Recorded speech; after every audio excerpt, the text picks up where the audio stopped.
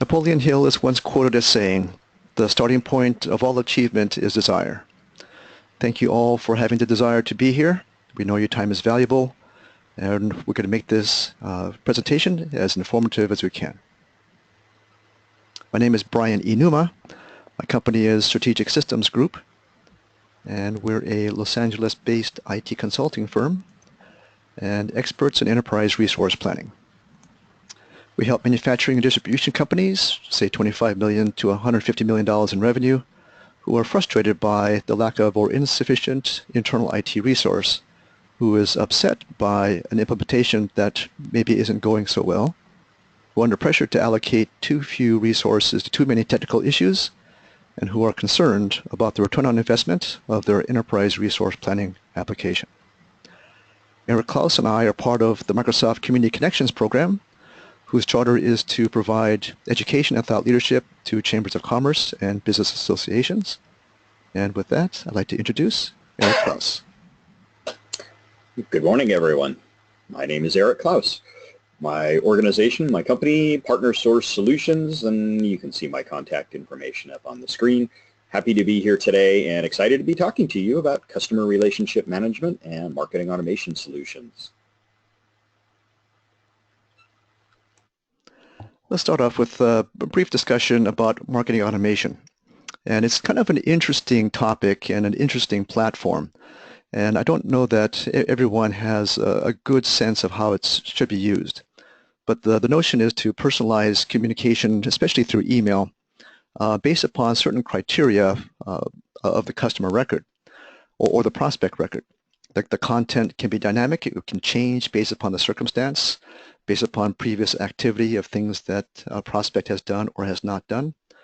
And tracking is very critical to marketing automation to understand what things are working, where people are opening the email message and taking action. And then the notion of testing in this process is very critical. And you might hear from time to time this notion of A/B testing. And it's important to know what sorts of things are working and improve upon those, and maybe what sorts of things are not working. And those sorts of things maybe you might end up discarding. There is this notion of nurture campaign. And I think that this nurture campaign concept is one that is very important to understand for the long term. And with that, I'll let Eric Klaus take over the presentation. Fantastic. Thank you, Brian. So yes, the concept here of a nurture campaign. So this is incredibly important in today's marketing world.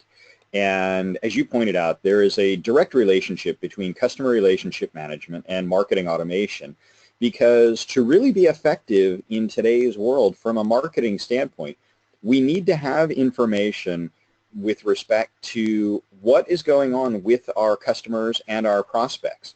How have they interacted with us in the past, whether that's from a prospective client standpoint or from an existing client standpoint? What have they bought from us? What information do we know about those folks? So one of the things that we find is that statistically today, only about 3% of the people who are interacting with you are in need of your services at this particular moment. So that's an important statistic in the sense of that means that 97% of those folks who may be part of your database today aren't ready to buy from you or aren't ready to buy more from you right now. But if we put them into a nurture marketing campaign, we can continue to put our brand in front of them. And at the point in time, some point in time here in the future, they may be more ready to make a purchasing decision. And if we've managed to stay in front of them and keep our brand in front of them, we're going to be the folks that they are inclined to want to do business with at that point. So this is where nurture marketing becomes incredibly important. We look at all of that historical interaction, and there's an example here where we see we sent someone an email. Did they open that email? Yes or no? Did they at that point interact with us? Sure. If they did, then what do we want to do at that point? We want to send them perhaps a white paper that provides more information on our products or services. If they didn't, then what could we do in that scenario? Perhaps what we want to do in that situation is send them something that is perhaps more informative and more engaging than a white paper, some type of a video. And so in that context, that's what we're seeing here. How do we continue to engage with those folks? And you can see kind of a decision tree process that takes place based on the types of interaction that are happening as that prospect or customer goes through the processes that we've established in our marketing campaign. So this is kind of the concept of how we continue to nurture those people, and it varies based on what's happening with that particular prospect. It becomes very much personalized to their engagement with us. And it's not just a case of randomly blasting the same information out to everyone.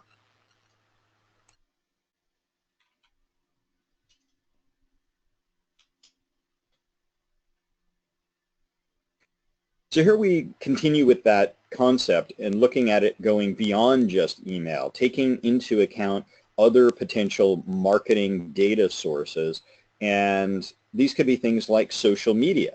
One of the other concepts here that we look at from a marketing automation and from a customer relationship management solution platform standpoint is, do we have information about the social media profiles from our prospects and customers? What types of interaction are they engaging with us around with respect to social media? You know, do they follow us on Facebook? Do they follow us on Twitter? What are those types of engagement? And then can we leverage those channels? And that's really what we're talking about here. These are marketing channels. So can we leverage those channels and the information that we can glean from those channels for our marketing as well? So can we retarget people from a social media standpoint? Perhaps a direct mail becomes another option as well. Again, another different type of channel. So we talked about email, we've talked about social media, we've talked about direct mail. These are all different channels for ways to get our brand and our information in front of our customers and prospects. And part of the marketing automation tool is that ability to leverage all of those channels in a more holistic standpoint to try and engage with the people that we're trying to maintain a relationship with respect to them being either a prospect or a customer.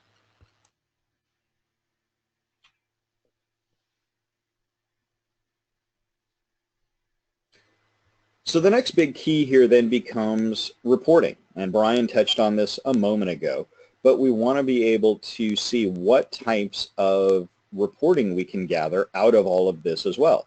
Now we're going to actually get some hard data around the marketing campaigns that we are engaged in with, again, our customers and our prospects. So email reports are probably the most common thing we can take a look at. You know, how many people opened an email, how many people clicked on a link in that email, and what pages of our website did they potentially visit. How much time did they spend on any of those landing pages?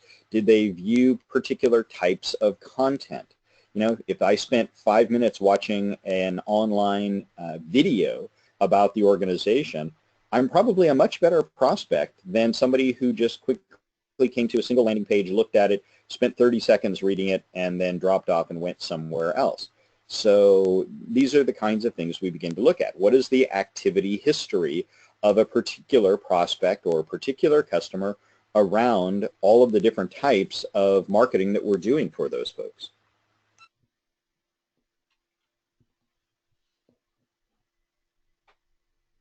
And that takes us directly to this concept of lead scoring, especially around prospects, but it relates to customers as well. I touched on this a moment ago, but we can see some examples here where we look at how can we score different types of behavior that are taking place from that engagement process, that relationship that we're building with those customers and prospects through our marketing. If somebody has visited our website a certain number of times, we would say, okay, we allocate a certain number of points to each one of those visits, and maybe they get 5 points for every web page visit that they do. But if they sit there and they watch, in this case we refer to it as a high value content, but that could be, as I touched on a moment ago, a video of some kind. If they spend the time to sit through a 5-minute video about our products or our services, or maybe just a 2-minute video, at that point, we give them another check, if you will. We give them another set of points. So maybe we accrue another 20 or 30 points for having spent the time to watch through one of our videos. There's a time-based element to this as well. Somebody who periodically pops onto our website once every 6 months is probably not as engaged with us as somebody who has come back to our website multiple times in the past 30 days. So we want to leverage that time value of the information as well and allocate a score based on how many times in a certain period of time they have engaged with us, because this is indicative of somebody who is looking for more information. They're probably in a buying process at that point. Number of offers taken, number of orders taken. Again, these are all ways that we can accrue points, and then ultimately we can decide what do we want to do when we reach a certain threshold of points. In this case, we can see some examples in here. Somebody's reached a threshold of, say, 95 points. So what are we going to do when that happens? We may, at that point, indicate that we want to have a salesperson reach out to these folks and see where they're at in their buying cycle, because all of the indications have been that they are highly engaged and possibly shopping for something. So it's a perfect time for a salesperson to reach out to them. So this is the type of thing that we can do based on the behavior that we're seeing from our clients and prospects.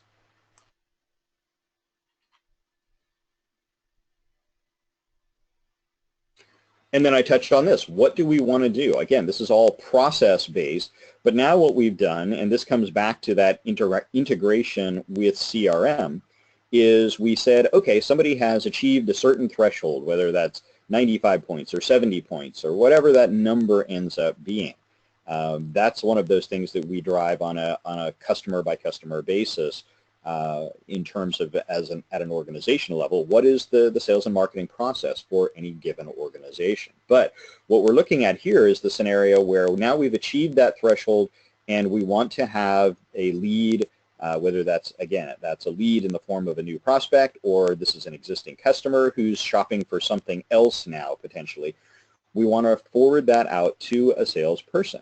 And so this can be part of, again, our CRM solution side of this equation, where now an automated follow-up activity goes to a salesperson, letting them know that this particular prospect or client has achieved this threshold and they're ready to hear from somebody in the sales team.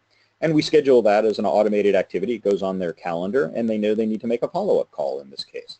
So this is what we look at as the lead routing side of the equation. We've driven this whole process starting from the marketing automation side and now pressing it over into the CRM side.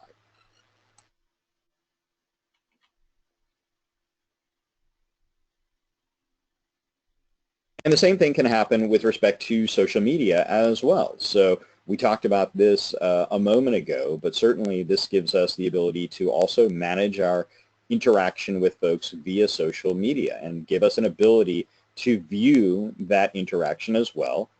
And again, leverage that potentially also as part of that lead scoring process to determine when we want to have somebody from the sales side of the organization reach out. So there's very much a concept here of marketing and sales being in synchronization with one another, and that's an important part of that marketing automation to CRM, customer relationship management solution, integration that we're looking for here. Having those two pieces integrated with one another allows our internal marketing and internal sales teams to be much more engaged between themselves and ideally keep those opportunities from falling through the cracks that often we see in organizations where they don't have an integrated solution in place.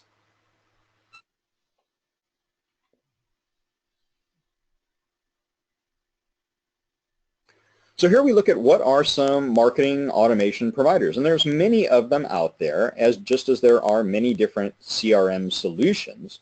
What I always encourage clients to look at is identify what's the right combination, what's the right mix of marketing automation and CRM tool for them. There is a solution out there for virtually every organization, virtually every price point. There are certainly some very high-end, expensive ones that are out there, like Marketo and Eloqua at the high end of the spectrum.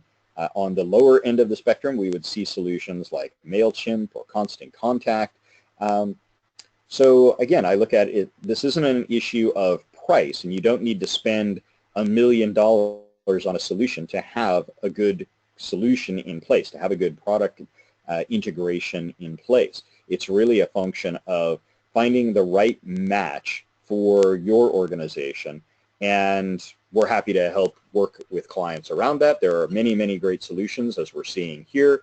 So we want to look at your organization and help identify what's the right combination for you.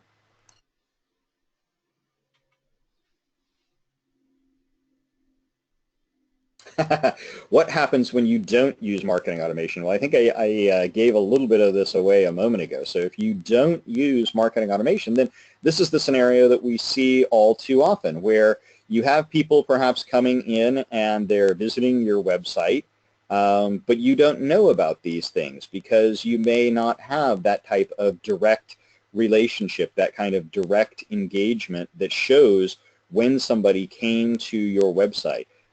You don't know how they're interacting directly with you via social media. You don't have those lead scoring options, and in many organizations there are cracks in that process between sales and marketing, where sales gets a lead from marketing. That's great. What do they do with it? Who is responsible for it? And what's the time frame that we require for a salesperson to follow up on that when we generate a lead? Is that actually happening? Do we have any kind of metrics around these kinds of things? So without having an integrated solution in place, you see these cracks that begin to open up in the processes between those areas, those functional areas within the organization, between marketing and sales, between sales and customer service. All of these areas begin to open up, and now we begin to see things falling through the cracks when we don't have good tools in place.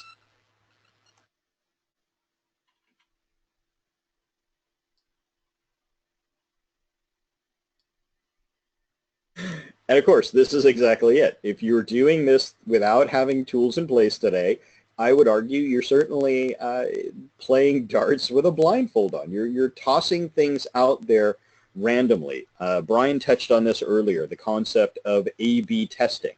The concept of A/B testing from a marketing standpoint gives us the ability to go ahead and test any given marketing campaign in a small subset of our overall list, identify which of them is the most effective, which one gave us the best results, how many people, again, we talked about the metrics here, but how many people opened a particular email, how many people clicked on the link in there, or if we're doing social media marketing, how many people liked us on Facebook, how many people retweeted us if we're on Twitter.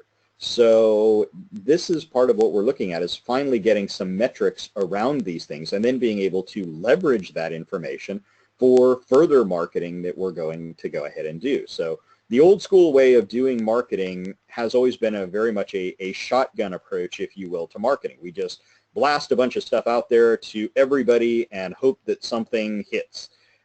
Today's world allows us, and really customers expect us, to be much more targeted about our marketing. You know, we look at some of the big organizations and some of the really great organizations that are out there from a marketing standpoint. They leverage our past activity. Amazon is a fantastic example of this. I'm sure many of us have had the experience where we bought something from Amazon, and within a few days we get a follow-up email from them saying, hey, you purchased X. We think you might also be interested in Y and Z. And they're leveraging that information. Or you purchased X several months ago, and now, you know, is the time to reorder if it's a consumable type of product. So they're leveraging the data, they're leveraging the information, they're leveraging the profile about who we are and what our buying habits have been to further market to us.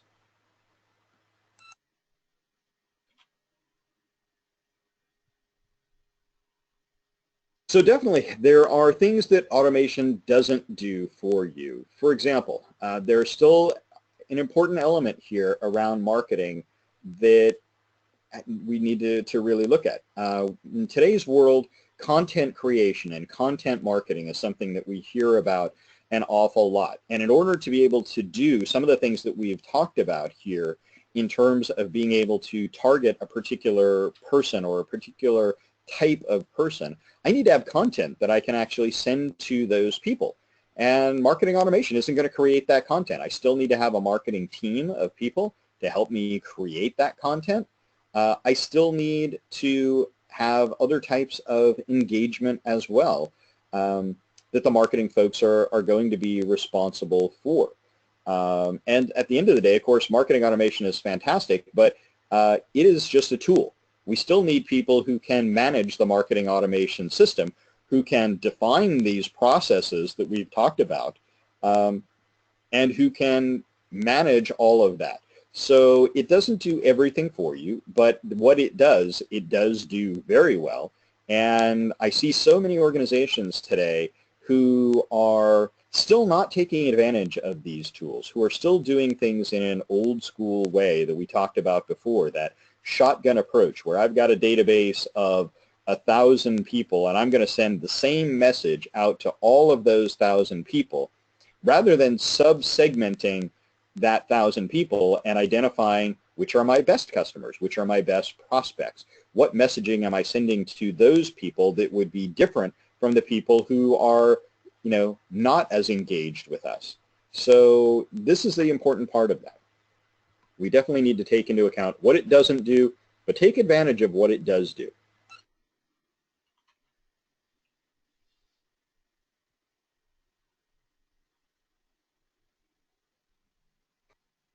So here's some areas where it supports things, and I touched on this a moment ago. It supports the creation of the content. It helps push that out, but we still do need to create that content. Social media responses, we still need to have folks who are engaging there, but it does help us with some of the interaction there and help us to visualize some of that and respond accordingly. Following up on the leads that we're generating, obviously we still need to be able to push those over to somebody on the sales side of the organization, but at the same time we can give them helpful background information about the engagement that we've had. Lead generation, the nurturing process is fantastic, but there are other avenues there. Promotion of events is still very important. It can help us in some of those areas. So again, it's a tool that supports these things, but it doesn't do everything for us, and we shouldn't mistake the fact that just because we have a marketing automation tool that we've now solved all of the problems for the organization. There are still going to be incredibly important things that we need to do from a marketing side of the organization. But by having a fantastic integrated solution in place, it definitely supports a lot of what we're otherwise trying to do.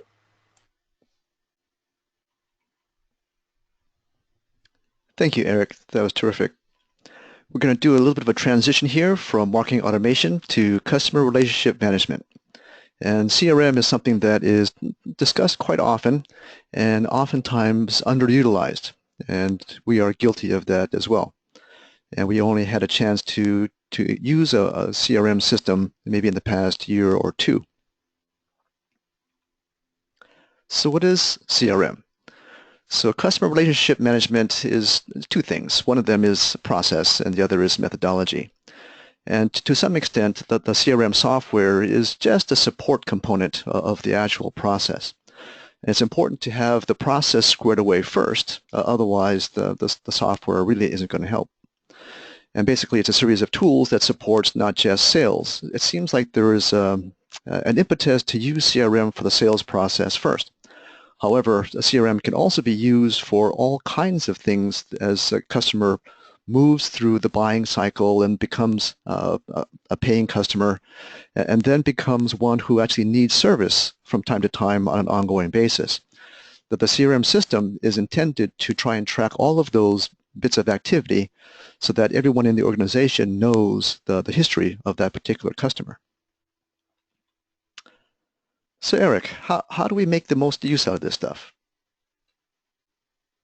So you touched on it, I think, a moment ago. That graphic that was up on the screen was really a perfect representation of what we look for, where we're putting the customer relationship management system sitting at the center, being fed information from multiple different areas of the organization: marketing, sales, order information, reporting information. All of this can feed into our CRM tool to give us that 360-degree view of the interaction that we're having with any given prospect or customer. And then when we have that, we can then leverage the data that we can get from that to identify what are we doing with that. So if you're a sales and marketing manager, how can your teams work better and more effectively?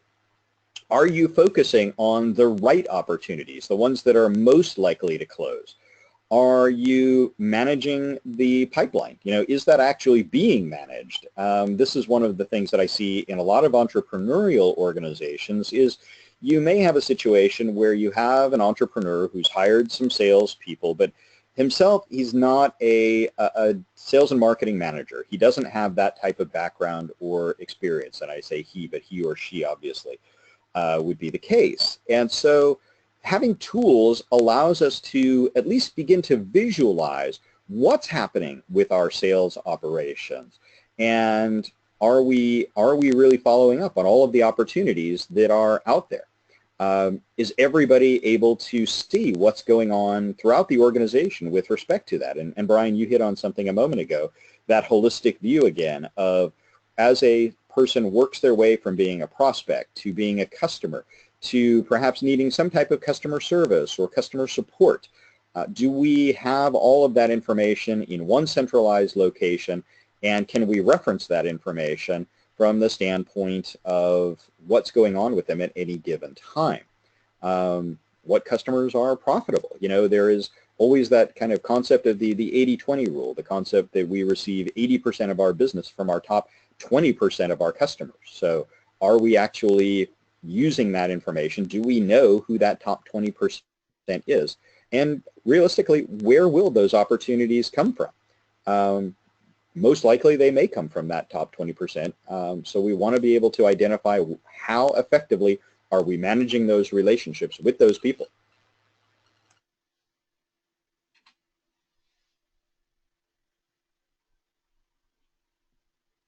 So why should small businesses care? And this is, you know, incredibly important.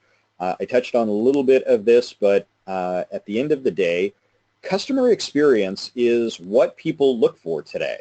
When they are engaging with your organization, yes, they may be buying a product, they may be buying a service, but at the end of the day, they are also cognizant of what that experience was like. Was it easy for them? Was it easy for them to find you? Was it easy for them to purchase whatever it was from you? And then what was the quality of that? That obviously plays into it as well.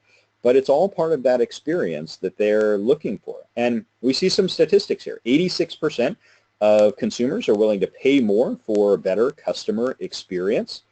65% of customers have left a brand due to bad customer service. And I often joke about this one because I wonder who that other 35% is, because I don't know anybody that I talk to who probably at some point in time has not left a brand or a business of some kind based on a bad customer experience. I mean, why would you go back to somebody that you had a bad experience with when there are so many options that are existing in today's business setting? We also see some other elements here. 72% of users are now active on social media, so this becomes incredibly important in the context of that customer experience. If somebody has had a bad customer experience with your organization, they are very likely to share that type of thing in a social media context. So we want to mitigate that as much as possible by, again, managing our customer processes. And also on the other side of that, when people have a great experience, how can we reward them? How can we encourage them to share those experiences on social media? Because that's gold right there. You know, that's definite value for the organization. So again, those two final statistics there around social media and public opinion are incredibly important, because that's how a lot of people may ultimately find out about our organization. They may be reading those types of reviews about the types of interaction that people have had with us. So when we have great experiences, we want to trumpet that, and obviously when we've had bad experiences, we want to try and turn those people around and at least get them back to a neutral point where they are satisfied that we resolved their issue. Look, every business has issues at some point in time. There are things that are going to happen. How we respond to those and how we manage that engagement with that customer is what's really important.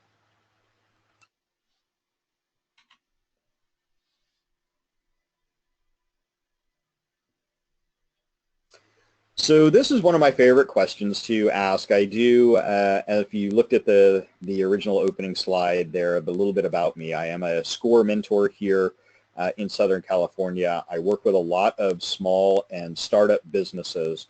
And this is one of the first questions I often ask folks when it comes to customer relationship management is, who owns your data?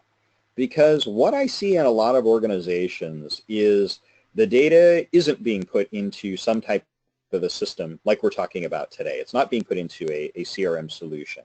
Instead, it's being managed in Excel spreadsheets in many cases, or it's being managed in notes. You know, I write a note that I hand to somebody, or we get a new lead and I fill out a little piece of paper and I hand that over to a salesperson. It doesn't go into a system anywhere that's being managed. And so at the end of the day, the answer to that question should be you as the business owner or manager. But what we see is that that's not the case for a lot of small businesses today. And so my consistent refrain, I guess I'll say, for folks is you need a CRM tool. I don't care how small your business is, you need a CRM tool in today's world. And as I touched on earlier, there are tools that are out there that range from zero cost to inexpensive. Obviously, there are very, very high-end solutions that are out there as well. But at the end of the day, begin the process of at least getting your data in somewhere so that it is beginning that process of being in one place. It's being managed, and you can begin to leverage it.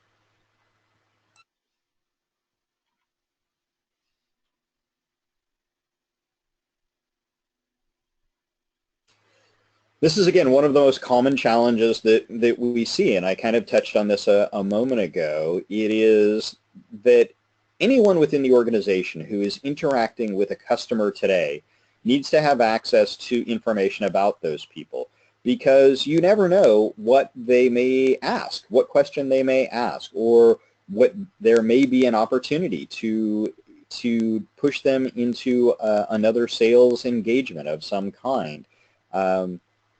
If we see the right information and if they're in the right place, if they have access to the data. So today's CRM tools need to be accessible. They need to be accessible via a wide range of different platforms, and they need to be accessible to virtually everybody in the organization, at least at the high-end level. They need to be able to see information about whether that's a customer account or a particular contact. We need to at least be able to see who they are, where they're located, some very, very basic data that we can then begin to reference as part of a conversation that we're having.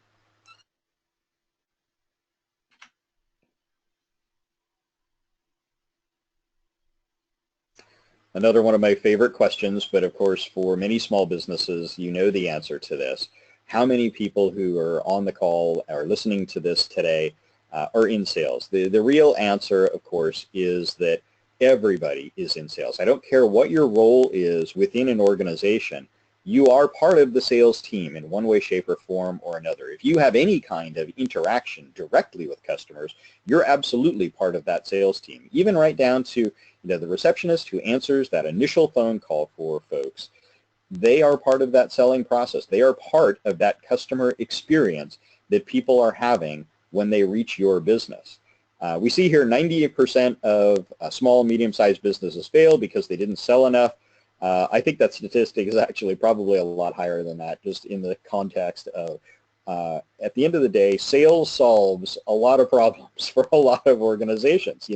We've certainly seen that in historical context. There have been A lot of organizations out there that were great selling organizations, they may not have had the best product that was on the market, but they figured out how to market it, they figured out how to sell it, and they were able to overcome some of the other challenges that they may have in the organization. Conversely, a lot of organizations we've seen over the years may have had a great product or a great service, they just didn't sell enough and they ultimately folded. There are countless stories of organizations and companies that are out there, businesses that are out there that just didn't sell enough, couldn't find that market segment, couldn't establish themselves effectively, and ultimately they didn't succeed.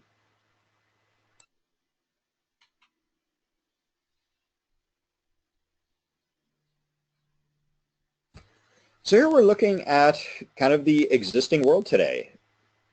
Salespeople are under tremendous pressure. So if you are a salesperson listening to today's recording, then this probably is something you're very familiar with. Approximately 70% of those folks consider the jobs to be highly complex. 67% are spending time, or their time is spent on non-selling activities, 67% of that. That's a tremendous amount of lost effort that could otherwise be focused on selling processes. And then 40% are losing productivity switching between tasks, meaning that there's a lot of lost productivity taking place because they're having to go to multiple places to get access to the information they need to be able to do their job.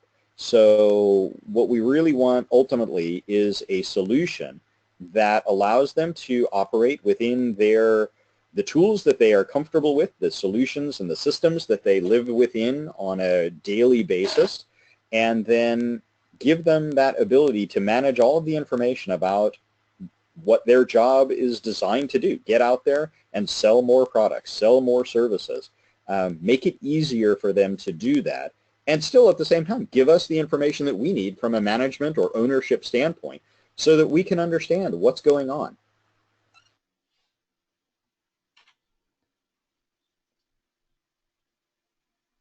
So how can we improve? This is really where we want to get to. There has to be a better way of doing this, and we want to take a look at that now.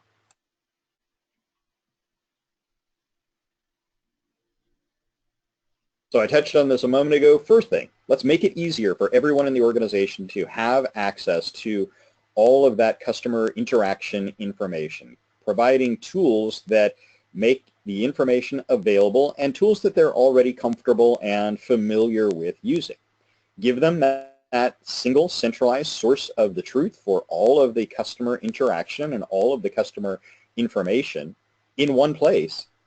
And if we are successful in that, then we're building trust with our customers by delivering more personalized experiences, no matter who they talk to within the organization. It ceases to be that case where if I talk to Brian, he gives me one answer. If I talk to Danny, he gives me another answer to the same question. We want to be able to make sure that we're referencing what we've said to our clients in the past and make sure that we're consistent with our messaging with them.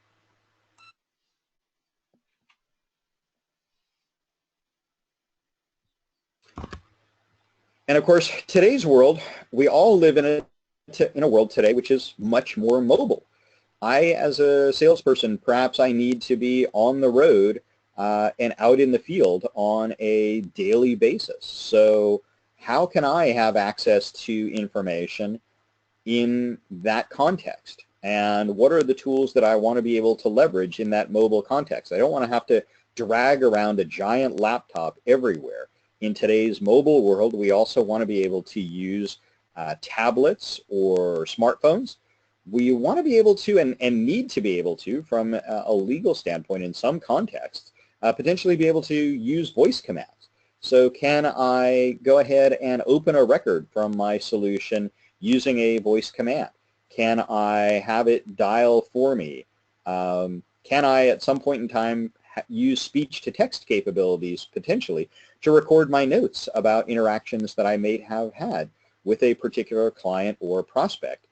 And then the last option here, offline solutions. But we still, as much as we operate in a connected world today, there are certainly contexts, depending upon the nature of the business where we may need to work in an offline mode. And so do the solutions that we're working with support that? Cloud-based solutions are great, but if I have to have an internet connection to be able to do anything with the system, depending upon the nature of your business and the nature of the clients that you're working with, you may need a different type of solution at that point. You may need something that allows me to work in an offline context. For example, and I use this example, I've worked with some organizations in the past where they are part of supporting the healthcare industry. And many of us have probably seen when we go into some doctor's offices or hospitals or laboratory environments, the signs that say, please turn off your cell phones. So now we have to be able to work in that offline, disconnected world and still be able to have access to information. If you're operating in more geographically remote places, as much of the world is connected to the internet today, there are still definitely places where we don't get internet connections, or certainly we don't get good internet connections, and it may be necessary to work offline in those types of environments. So do the tools support that if our business need requires it?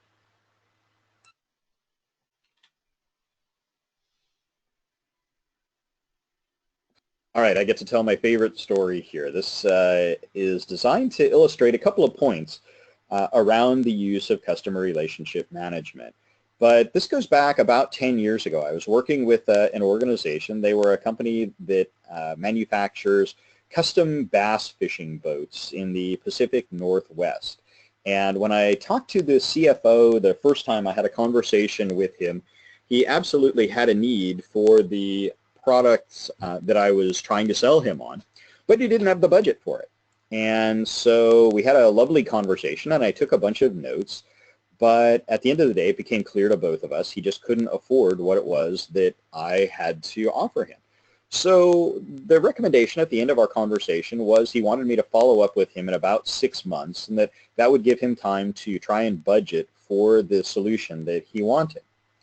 And so sure enough, I recorded all my information in my CRM tool, and I scheduled a follow-up call for myself for 6 months later. Fast forward, and 6 months later, the day comes around. I get my reminder that I need to reach out to him and follow up.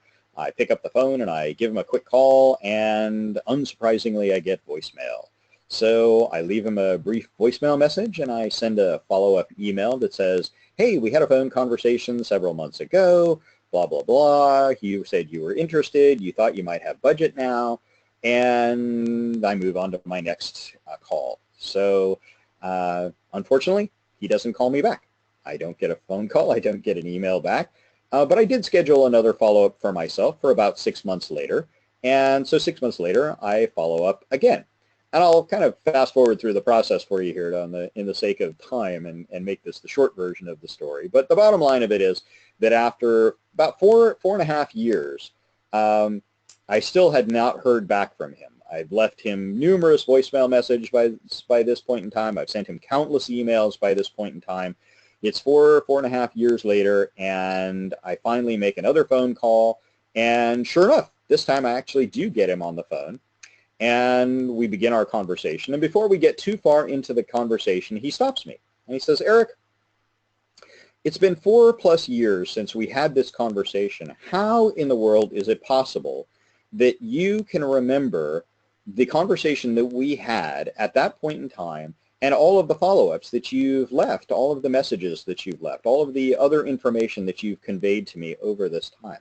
And I said, well, I have this fantastic CRM solution that I use that allows me to do that. And he said, that's exactly what I need for our business. And I said, well, congratulations, because that's exactly what I have for you. So that was the end of it. They ultimately did sign contracts just about 30 days later from that, and the sale was completed. Now, what's important for this for a typical business? Well, there's a couple of things. First off, there are a couple of statistics around this. One is that the average tenure for a salesperson in today's world is about 18 months. So if we look at a 4.5-year sales cycle, we would typically have turned over salespeople on that 3 times.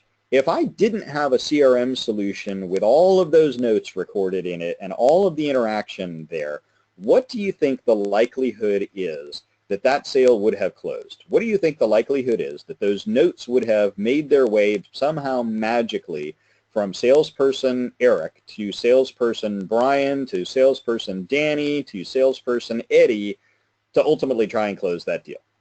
I'm going to guess that the odds of that are somewhere way around like 1%. It is incredibly, incredibly unlikely that that would have happened. So it becomes impossible for most organizations to nurture somebody along through that type of protracted sales process if you don't have the tools in place to allow you to do that. And that's really what we're looking at here, is by having the tools in place, by having a CRM solution, by having a marketing automation solution in place, I can do exactly what we just described. I can take somebody from that, from that 97% of the folks that we talked about earlier who aren't ready to buy my solution, my product or service today, to somebody who is ready, whatever the time frame of that is. In this case, 4.5 years later, they finally got to that stage where they were ready and they had the budget to be able to do it. But it's only because I had the tools to allow me to nurture them through that protracted process.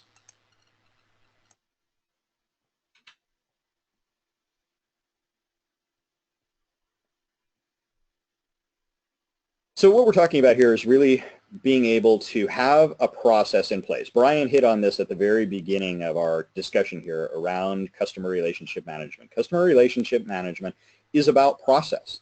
It is about consistency, and you only achieve consistency by having processes. So begin the process, or begin by modeling your sales process. Every organization has a sales process. You have to identify what that is and identify who in your organization has the best one. One of the things that we see in a lot of entrepreneurial organizations, again, is that there isn't consistency around this, and people do different things at different times throughout the sales process. So part of this also is looking at what's working in your organization and identifying what's the best sales process for you. Who's your best salesperson? That's typically where I start.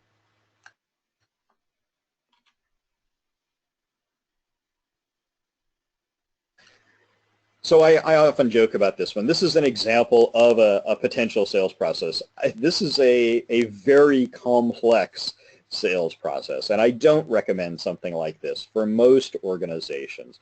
I think you can simplify it tremendously. You don't need something that looks like this.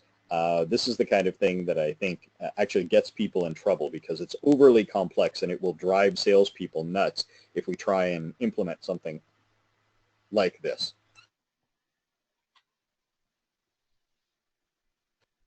So here we go. How about something much more simple? We start with a simple pipeline process, initial contact. We investigate whether our solution is suitable for our prospective client. We ultimately identify that we're going to put together a proposal, and we follow up, and we win or lose the deal. It can be very, very simple. Yes, there could be some other sub-steps in some of these areas. We can decide how we want to treat that within our CRM solution, but we don't have to get overly complicated here. And I generally recommend for most clients, especially when you're getting started, to start from the standpoint of keeping it simple. It is the KISS principle, keep it simple.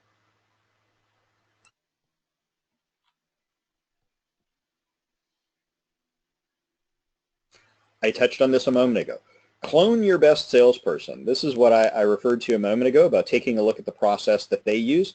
By effectively using that process, whatever it is that's working for them, we can begin to leverage that process in our CRM solution. And what I've seen out of this in the past is that we can make a B salesperson a B plus salesperson by giving them a better process. We can make a C salesperson a B salesperson by giving them a better process.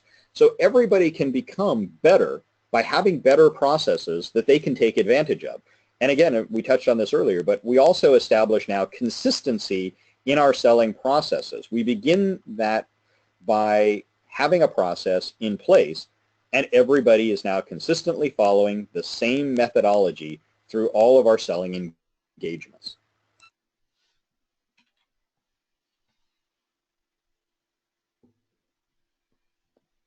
So here we have some key points to remember. And I know we've talked a lot about sales today. We've talked a lot about marketing. You're going to see one of my bullet points in there. Don't forget about customer service. Customer service and customer service process management are equally important here. Just because we've managed to close the deal and sell somebody doesn't mean we're done with that customer experience. In fact, this is where the rubber really meets the road, right? That we're at a point now where they've bought something from us, but we're going to be measured on much more now than we were in the pre-selling process, because now they've made a financial investment. They bought a product. They bought a service. Are they happy with it? That's where the rubber really is going to meet the modes, where the rubber is going to meet the road. So I definitely encourage folks, look at your customer service processes. What customer service metrics do you have? And make sure that you're managing and tracking things from that side of your organization as well. Manage all of that customer information so that we can capture more data. We can leverage that from the marketing side of the organization. Incredibly important. Again, we're talking about managing the relationships, and we've talked about that extensively, whether they are prospects or customers.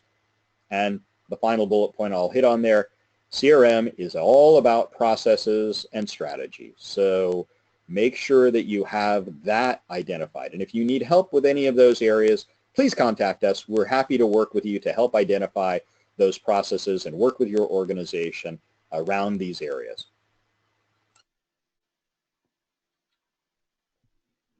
Thanks, Eric. That was great.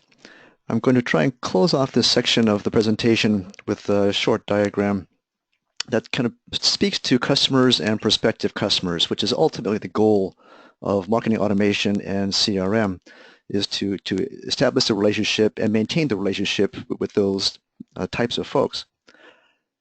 The company's website is sort of a central aspect of the marketing engine, if you will.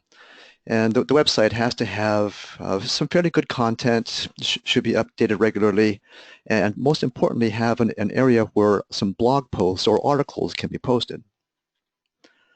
That the CRM system, as we mentioned, kind of fits into this fairly well.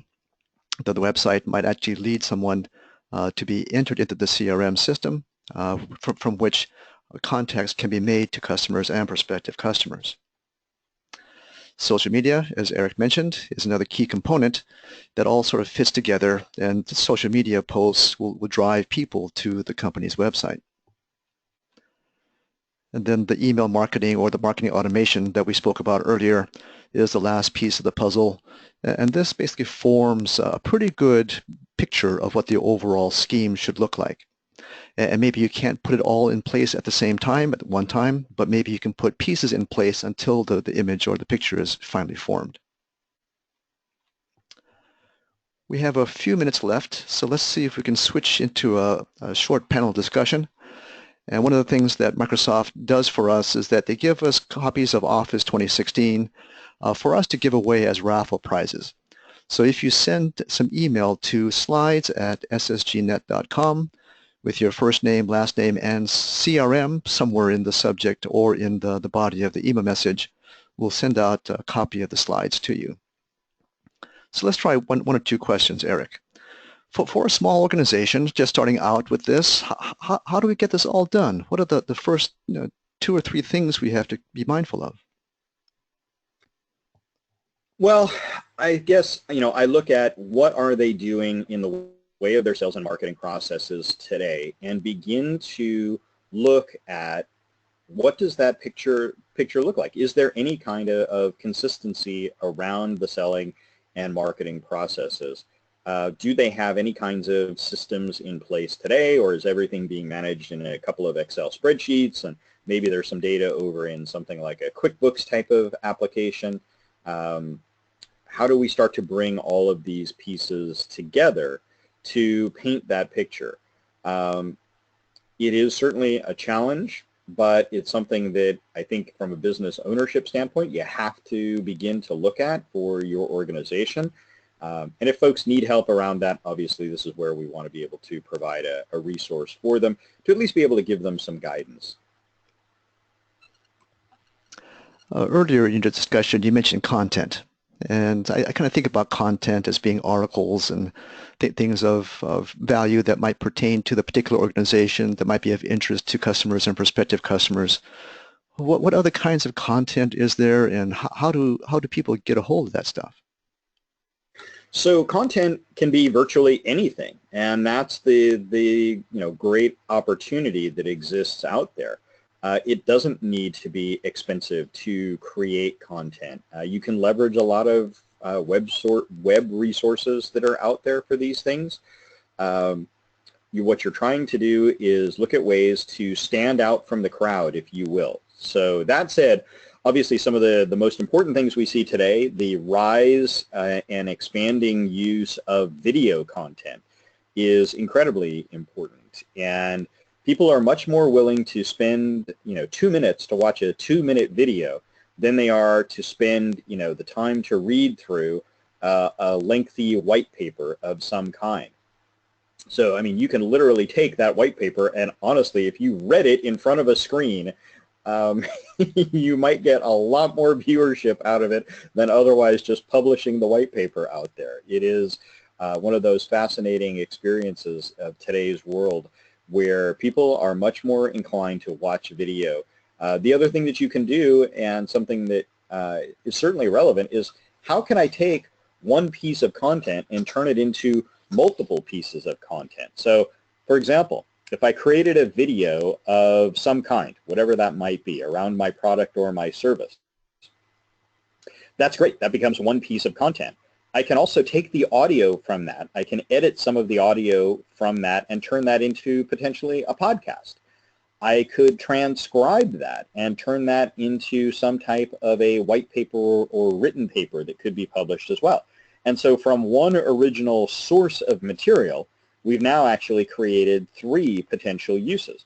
And hypothetically, we could actually go even much more in terms of how we ultimately broke that down. For example, that initial video, if that was a lengthy video, a webinar like we're doing today, this could ultimately be broken into multiple different segments, and each one of those segments could become a piece of content unto itself.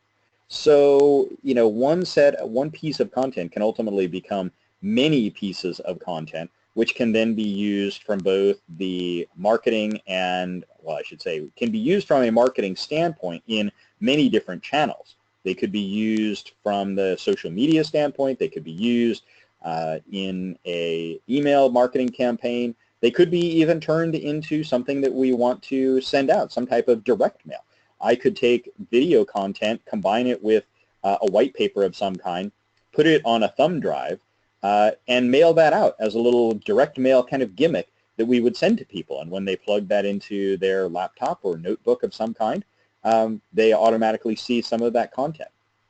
So it becomes a little bit of a free gift that somebody's going to receive, and at the same time, we're marketing something to them as well. So a lot of different ways to leverage the same content in multiple different formats, in multiple different channels.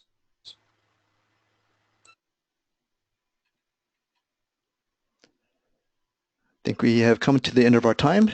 I appreciate your input, Eric. This has been very good. Any last thoughts before we go? We're here to help anybody who is struggling with sales and marketing and process today. The tools we've talked about today are, just as we mentioned, part of the solution. We need to look at what the organization is doing from a process standpoint and how we can help them. So I'm always happy to be of assistance and would be happy to chat with anybody to see how we can help their organization. Great. And then for me, all I have to say is thank you. Thank you all for spending time with us today. We know your time is valuable, and we hope this has been of use to you. And for everybody, have a great day. Thanks.